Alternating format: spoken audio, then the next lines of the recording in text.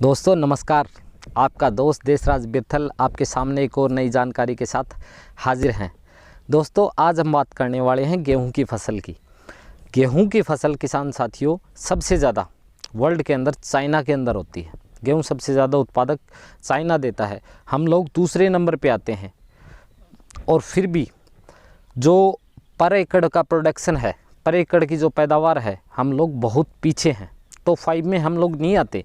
उसका कुछ कारण है, आज हम उन बातों पे चर्चा करेंगे। इस वीडियो को आप लास्ट तक ज़रूर देखना, ताकि जो गेहूं की फसल है इस टाइम में जो गोप पे आई हुई हैं, जिनके अंदर ये दाने की सेटिंग हो रही है, उसके बारे में हम लोग चर्चा करेंगे। तो इस वीडियो को स्टार्ट करने से पहले मैं करूंगा आपसे रिक्वेस्ट करके आप चैनल को सब्सक्राइब करें, वीडियो को लाइक एंड शेयर करें, ताकि अच्छी जानकारी आपको पहुँचती रहे। किसान साथियों बात करते हैं हम लोग। सबसे पहले चाइना में गेहूँ होता है, फिर होता है हमारा सेकंड लार्जेस्ट प्रोड्यूसर है इंडिया। इंडिया के अंदर गेहूं होता है। और फिर बात करते हैं दूसरे पहलू से। दूसरा पहलू क्या है कि हमारी जो पर एकड़ प्रोडक्शन है, पर एकड़ पैदावार है, वो टॉप 5 देशों के अंदर नहीं आती। क्योंकि हम सेकंड में तो इसलिए है क्योंकि हमारे पास जो बिजाई का रकबा है, एरिया है, वो बहुत ज़्यादा है। लेकिन वर्ल्ड वाइड अगर हम पैदावार में देखते हैं पर एकड़ में, तो हमारी प्रोडक्शन ये मानो कि आप औसत पैदावार 50 मन से कम ही रह जाती है। 50 मन भी क्रॉस नहीं कर पाती हमारी औसत पैदावार पूरे देश की अगर हम लगाए तो। उसके कुछ कारण है। पहला कारण तो ये है किसान भाइयों कि हम लोग ध्यान नहीं देते। फसल बोते हैं, स्टार्टिंग में क्या करते हैं, बोया, बेसल डोज कितनी डालनी है, जो हम डालते आए हैं उसी को डालते रहते हैं। नई कोई बेसल डोज में नहीं कोई नया एक्सपेरिमेंट, नई कोई दवाई, नई कोई ऑर्गेनिक करने का नया तरीका हम लोग नहीं अपना रहे। एक्सपेरिमेंट से डरते हैं हम लोग। पहली बात हम बात करते हैं आज हम स्टार्टिंग से क्या करते हैं, बेसल डोज डाली, बेसल डोज में डीएपी या पोटास, और उसके अंदर हम लोग बिजाई कर देते हैं। कई लोग यूरिया को मिलाते हैं। यूरिया से क्या होता है, जमाव अच्छा रहता है। अगर आपकी गेहूं की फसल लेट है तो मिला देते हैं और जमा हो जाता है। फिर क्या करते हैं हम लोग, पहला पानी देते हैं और फिर साथ में हम सबसे घातक काम करते हैं, वीडिसाइड का स्प्रे, घास का स्प्रे। ये मेरी फसल है गेहूं की, देख लीजिए आप।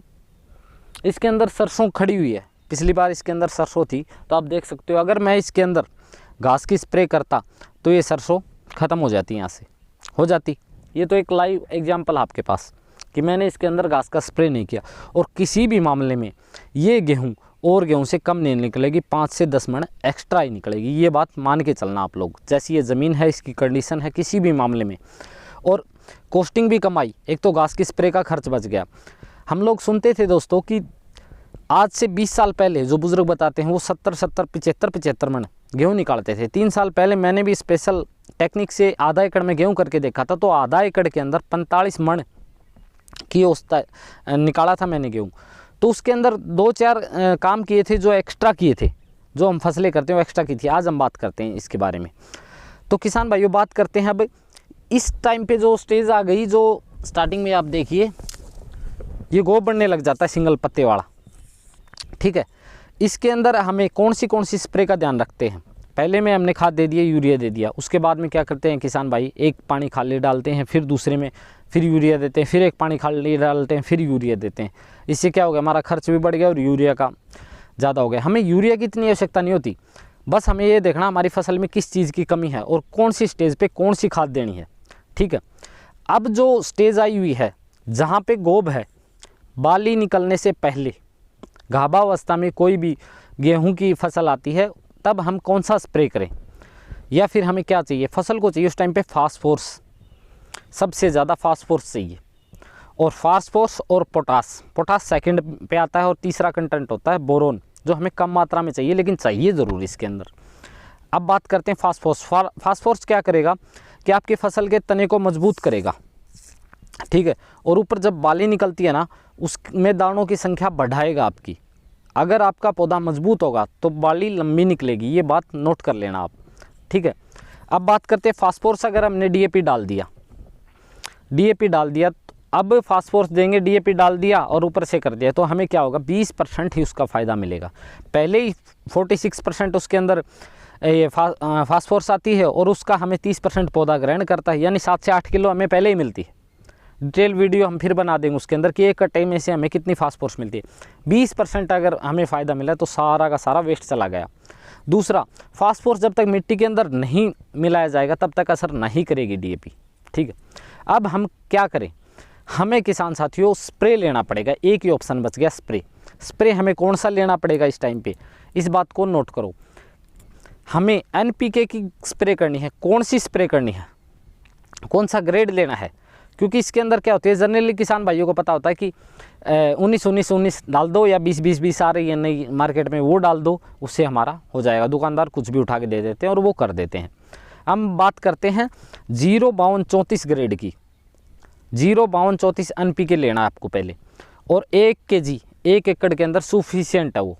आपने स्प्रे कर देना इसके ऊपर। उससे क्या होगा, 52% उसके अंदर फास्फोरस है और 34% पोटास है। पोटास क्या करेगा, आपकी फसल को अनवांटेड स्ट्रेस, जो स्ट्रेस आता है मौसम की वजह से, ज़्यादा ठंड हो गई या फिर बाद में हीट हो गई, तो उससे आपको बचाएगा और दाने को चमकदार और मोटा करेगा।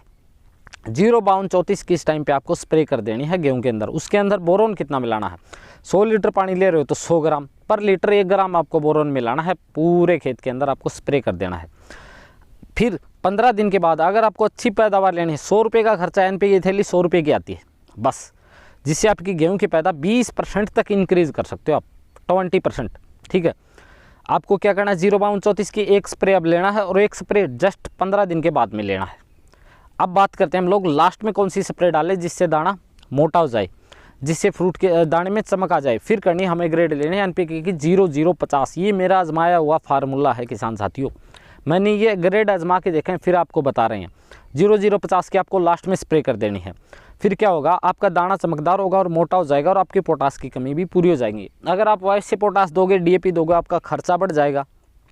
ठीक है, और प्रोडक्शन में इतना असर नहीं होगा, फसल में भी असर नहीं होगा, और वैसे ही पड़ा रहेगा ज़मीन के अंदर, जो नुकसान करेगा, जो बैक्टीरिया के अंदर बढ़ने नहीं देगा। जो हमारे बैक्टीरिया हैं, मित्र कीट बोलते हैं ना, उनको बढ़ने नहीं देगा। जहर तो जहर होता है, कोई भी हो किसान साथियों। तो किसान साथियों, जो मैंने बताई है 0-52-34 की 2 स्प्रे, एक अभी लेनी है, एक 15 दिन के बाद में लेनी है। उसके बाद में इसको छोड़ देना, दूसरी ग्रेड उठा लेनी है 0-0-50, जिसके अंदर नाइट्रोजन 0, फास्फोरस 0, ओनली पोटास होगा 50%। आपको उसकी स्प्रे कर देनी है। फिर देखना आपका गेहूं की सेटिंग कैसे आती है और कितने अच्छे दाने बनते हैं और कितना अच्छा आपका बालियों की सेटिंग होती है और अच्छा पैदावार। 20% तो आपकी प्रोडक्शन बढ़ेगी ही बढ़ेगी अगर आपने ये काम किया तो।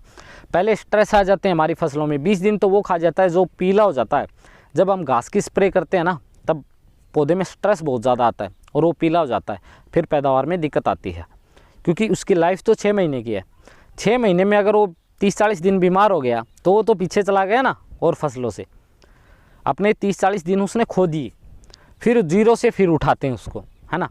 तो इस बात को आप ध्यान में रखना किसान भाइयों। ये देख लो आप मेरे खेत में, मैंने कहीं भी वीडिसाइड का प्रयोग नहीं किया और किसी भी मामले में ये फसल कम नहीं निकलेगी। सारे घास है। पहले लोग उखाड़ते थे। किसानी का मतलब ये है कि आपको हाथ से मेहनत करना पड़ेगा। अगर मशीनों से करोगे तो आपकी इनपुट कॉस्ट बढ़ जाएगी। तो अगर आप हाथ से कर सकते हो, आपके ऊपर आपके पास 2 से 3 एकड़ है, हाथ से कर सकते हो, तो जहाँ तक हो सके अपनी ज़मीन को बचाइए। ये मेरी आपसे रिक्वेस्ट है। तो किसान साथियों, वीडियो कैसा लगा आप कृपया करके बताइए, कमेंट कीजिए, और नेक्स्ट वीडियो आपको किस टॉपिक पे चाहिए आप ज़रूर बताइए। धन्यवाद।